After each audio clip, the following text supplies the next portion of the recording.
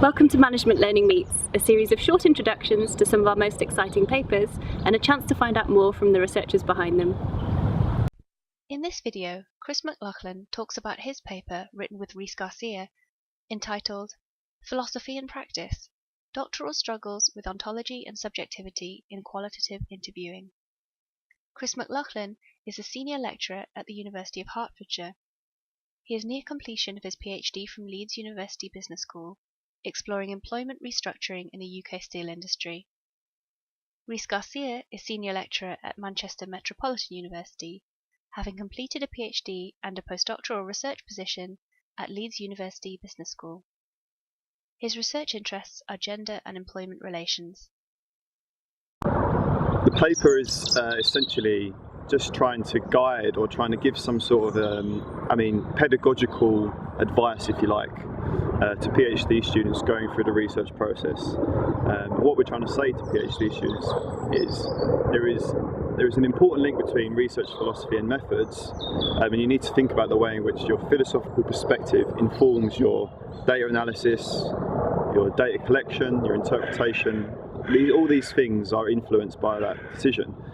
But ultimately, don't be too prescriptive about that.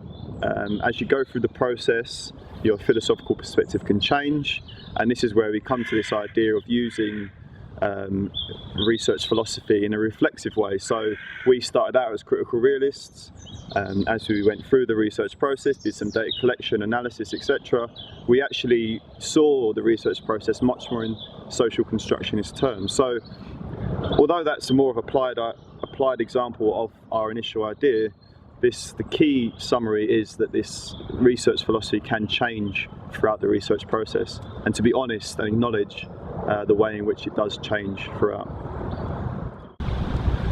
So working with Rhys on the paper, initially obviously it started out as sort of my more abstract thinking around during the master's year, around just general sort of different philosophical perspectives.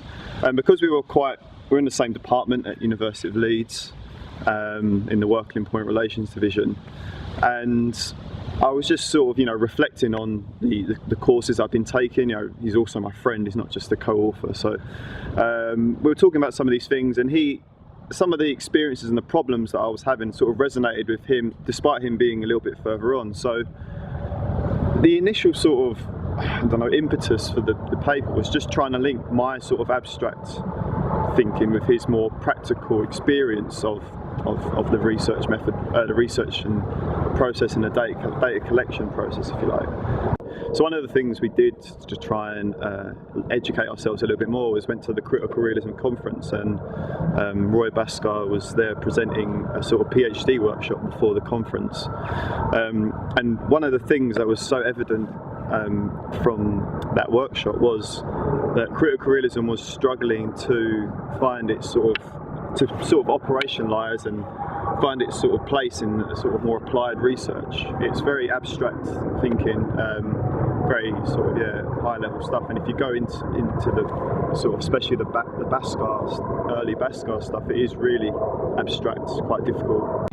So some of the main things that, if someone was reading the paper, that Rhys and I would like them to take away was, it was sort of aimed towards PhD students to sort of highlight to them or kind of show them that other people are going through similar processes, similar problems, similar experiences. And I guess one of the things that really bothered us was a lot of PhD students tended to just sort of slot in philosophy at the end of the thesis, and I hadn't really given it much thought to begin with, as to how it can sort of shape data collection, your interpretation, analysis, and that sort of thing. And obviously we're the same, with the pragmatic sort of confines of the PhD you have to finish, and philosophy is not something you want to give too much time to. So the main message that we wanted to say to people is, think about philosophy to begin with. Obviously don't get bogged down in it, but be conscious of the way in which it does, influence the whole process.